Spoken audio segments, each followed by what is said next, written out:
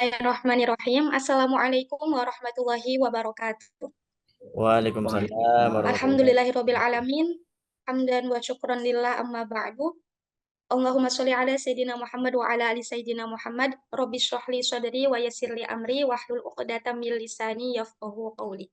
Kami ucapkan selamat malam, selamat datang untuk teman-teman serta kelas Antasalam Institut dan para narasumber kita pada hari ini.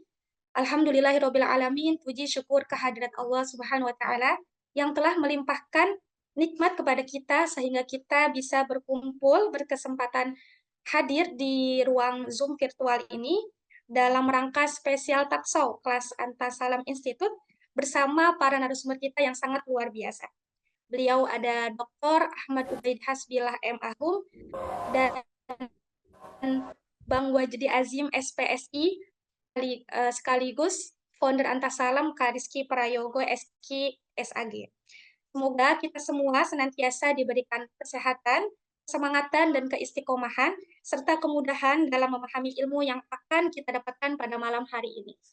Sholawat serta salam, mari kita limpah curah, mari kita junjungkan kepada Nabi besar agung, Nabi Muhammad SAW, yang mana beliaulah adalah suri tauladan bagi umatnya, dan semoga kita mendapatkan syafaatnya serta senantiasa dapat menerapkan nilai Islam dan akhlakul karimah dalam kehidupan sehari-hari.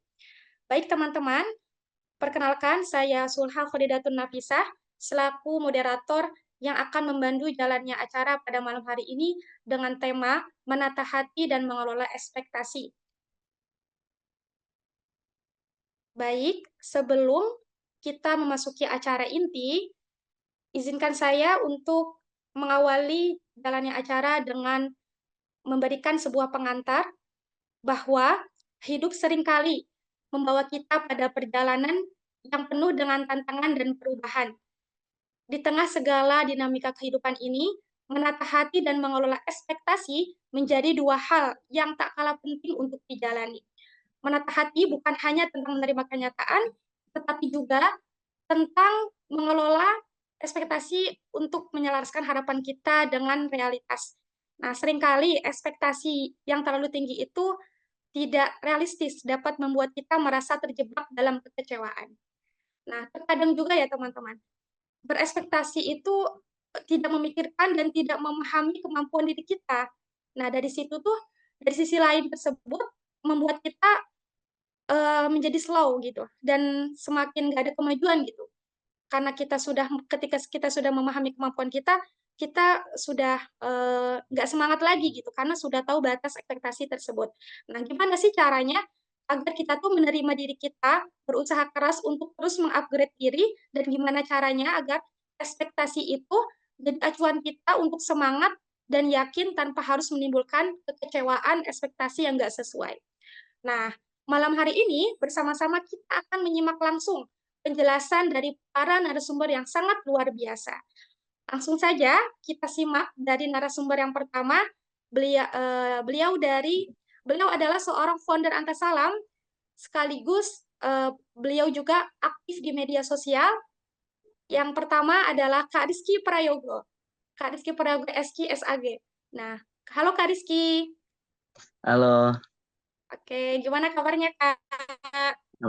alhamdulillah sehat lancar semuanya. Alhamdulillah. Nah, beliau juga sedang melanjutkan S2 di Universitas Paramadina nih teman-teman. Mari kita doakan bersama agar beliau diberikan kesehatan, kemudahan, dan kelancaran dalam menjalankan aktivitas sehari-harinya. Baik, Kak Rizky, Amin. langsung saja kepadanya kami persilahkan. Baik, bismillahirrahmanirrahim. Assalamualaikum warahmatullahi wabarakatuh. Bismillah, walhamdulillah, wal khairu wa syarru bimasyiatillah, wassalatu wassalamu ala rasulillah, Sayyidina Muhammad ibn Abdillah, wa ala alihi wa ashabihi wa walah, la hawla wa la quwata illa billah, amma ba'du. Yang sama-sama kami muliakan, kedua narasumber kita pada malam hari ini ada Pak Dr. Ubaid dan Bang Wajdi Azim. Alhamdulillah di sela kesibukan beliau, ya beliau berdua yang sangat padat masih bisa menyempatkan diri untuk mengisi dan sharing bareng di Antasalam, yang memang program sharing time ini satu program yang baru ya buat kita. Ini pertemuan yang kedua. Minggu lalu pertemuan bulan lalu maksud saya kita kolaborasi dengan Anissa Nurstari ya. Tujuannya adalah teman-teman supaya kita juga bisa memperluas kemanfaatan daripada tafsir Al-Quran ini bisa dirasakan dengan banyak orang. Yang kedua, proses ini tentu saja tujuannya adalah untuk mempercepat kolaborasi, mempercepat penyebaran agar bisa lebih efektif gitu kira-kira. Sekaligus kita akan mendatangkan narasumber yang luar biasa gitu ya, seperti Pak Ubed.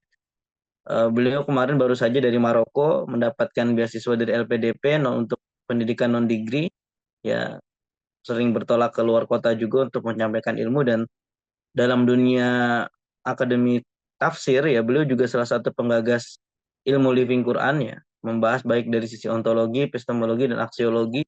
Itu ada bukunya. Dan juga aktif dulu ya, sempat aktif di Ciputat sebagai dosen di Darussunnah, juga dosen di PTIQ. Saat ini beliau menjadi pimpinan di Mahat Al-Jamiah Jombang, Tebu Ireng. Dan tentunya masih aktif menjadi pendidik gitu ya, kira-kira seperti itu. Dan tentu saja kapasitas dan kredibilitas keilmuannya tidak kita ragukan. Pada kesempatan hari ini, aslinya tema yang kita angkat itu adalah berangkat dari keresahan bersama di sosial media gitu, kira-kira teman-teman. Kenapa sosial media lagi, sosial media lagi, sosial media lagi? Ternyata secara base data tahun 2024 bulan April ya, ya kira-kira berarti kurang lebih 7 sampai 8 bulan yang lalu.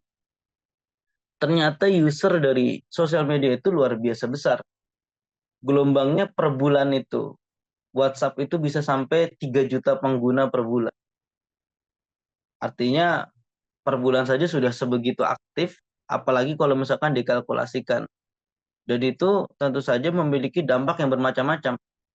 Arus informasi yang cepat, lalu langsung menusuk kepada HP kita masing-masing, menyebabkan berbagai macam pergeseran perspektif ya, pergeseran cara pandang, pergeseran gaya hidup, semuanya berangkat dari sosial media.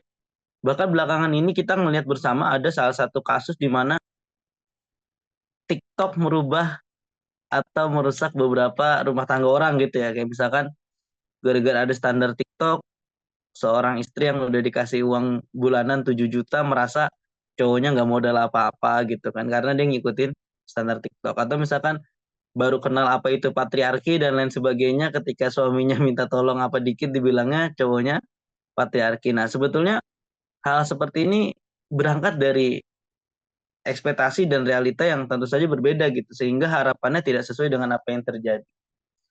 Lalu kira-kira ada nggak sih apa yang disampaikan hal seperti ini ya, ekspektasi, realita, kondisi hati dalam Al-Quran itu ada nggak dibahas, nggak disinggung nggak? Ya, karena Quran sendiri yang menyatakan dirinya tibyana likulli syai', penjelasan dari segala hal.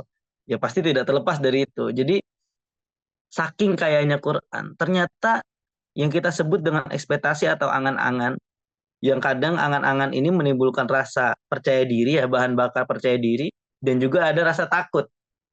Nah, ternyata dibahas dalam Al-Quran. Ada yang kita sebut dengan ar-roja wal khauf, harapan dan rasa takut. Bahkan rasa takut sendiri di Quran ada dua jenis tuh.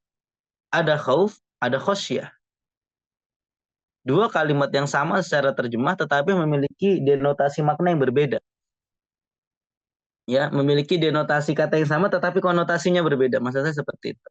Yang dimana dalam kaidah tafsir itu disebut sebagai al-afat allati taroduf walaysat minhu. Kata-kata yang serupa tapi tidak sama. Misalkan eh, kata khauf, ya kata khauf itu sebuah rasa takut terhadap sesuatu yang dimana kita harus menghindari rasa takut itu. Makanya ada ayat-ayat la khaufun alaihim walahum yahzanun. Ala inna auliya Allahi la khaufun alaihim walahum yahzanun. Sesungguhnya bagi orang-orang yang dekat dengan Allah, wali-wali Allah, la khaufun alaihim walahum yahzanun. Mereka tidak punya rasa takut dan mereka tidak bersedih. Takutnya ini adalah pada sesuatu yang semestinya dia bisa hindari. Misalkan gini, takut kepada kemiskinan, takut kepada hewan liar dan lain sebagainya. Takut yang biasanya orang ingin menghindari tetapi mereka sudah tidak ada rasa takut terhadap hal seperti itu. Adapun ada khosyah ya, min khosyatillah ya, seperti itu. Wa tilkal amsalu nadribu halinnasi la'allahum yatafakkarun. Khosyah itu adalah rasa takut yang hanya ditujukan kepada Allah Subhanahu wa taala. Misalkan gini, contoh paling sederhana yang paling kita gampang untuk mengerti itu adalah ketika seorang santri ya, kayak misalkan Mbak Sulha ini kan santri, lama mondok. Ya sama kiai itu mesti takut. Sama kiai itu mesti takut. Ya nggak mungkin lah lewat depan kiai nyelonong aja gitu, berdiri nggak ada nunduk, nggak ada bungkuk gitu kan. Nggak mungkin. Nah, tapi takut kita ke kiai, rasa takut kita ke kiai itu nggak membuat kita pengen menjauh dan menghindar dari beliau. Ya bungkuk-bungkuk tetap berusaha mendekat. Bungkuk-bungkuk kalau dipanggil suruh beliin ini, beliin itu tetap berangkat.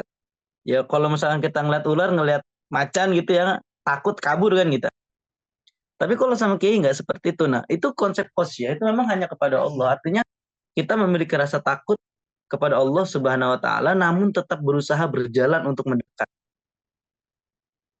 Nah, ini bicara tentang rasa rasa takut. Akhirnya ketika kita sudah berupaya untuk mengelola ekspektasi yang seperti ini, ya, mengelola ekspektasi lalu mengolah hati kita akan menjadikan kita pribadi yang lebih lomo. Kalau bahasa Jawa itu lomo itu kan mudah memberi atau legowo gitu ya. Lomo, legowo itu seperti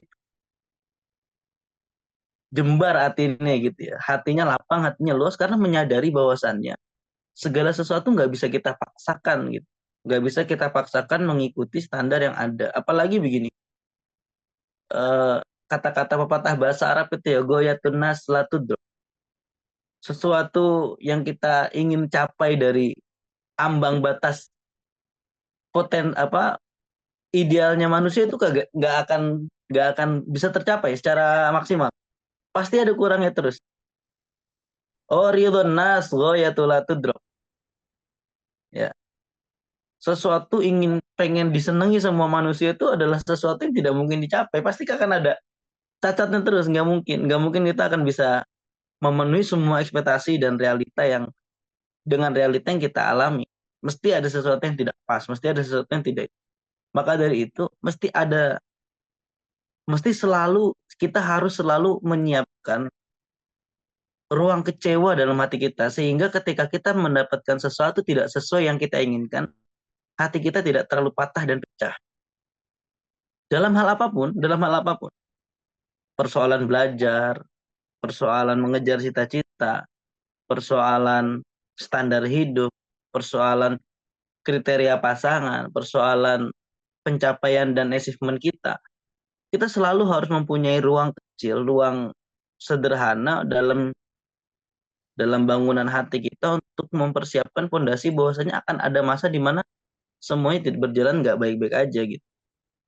Dan kalau misalkan kita sudah berekspektasi tinggi, berharap lebih, dan sangat yakin itu tidak akan gagal, lalu ternyata 1% dari potensi kegagalan itu yang terjadi, maka nggak kebayang betapa patahnya kita. Dan itu terjadi pada masyarakat hari ini, di mana kemarin ya bulan lalu itu Bu Aas menyampaikan ternyata depresi pada tahun 2024 ini menjadi penyakit nomor 4 yang paling diperhatikan pada orang-orang zaman sekarang. Nah ini menunjukkan betapa besarnya dampak sosial media tadi. Makanya perlu banget kita untuk memberikan ruang pada hati agar dia bisa secara mandiri mengatur diri kita agar tidak mudah terbawa, tidak mudah terpancing, tidak mudah terseret ke kanan ke kiri. Jadi punya prinsip, kira-kira seperti itu. Maka dari itu banyak sekali ayat-ayat Al-Quran yang berkaitan dengan hal ini. Contohnya yang mungkin secara redaksinya sangat gamblang. Ma'indakum yanfadu wa ma'indallahi baq. Wa lanajziyanna alladziina sabaru ajrahum bi ahsani ma kanu ya'malun. Apa Nah, yang di sisi Allah, apa yang di sisi kamu ya, ma'indakum yanfadu. Pasti hilang. Pasti hilang. Ya, yang di sisi kita pasti hilang. Apapun itu. Misalkan harta ya hilang. Kita mati turun ke ahli waris. Ya kalau misalkan yang ditinggali hutang ya hutangnya turun ke ahli waris kan gitu kira-kira. Rumah yang kita tempati, apa jet-jet yang kita pakai itu kalaupun nggak hilang ya mesti ntar kalau bosan kita ganti kita jual. Jadi tidak ada yang abadi di sisi kita. Wa ma indallahi ba. Tetapi apa-apa yang di sisi Allah itu mesti abadi. Uang yang kita sedekahkan, amal-amal yang kita lakukan, ya kebaikan-kebaikan jariah yang kita tinggalkan itu yang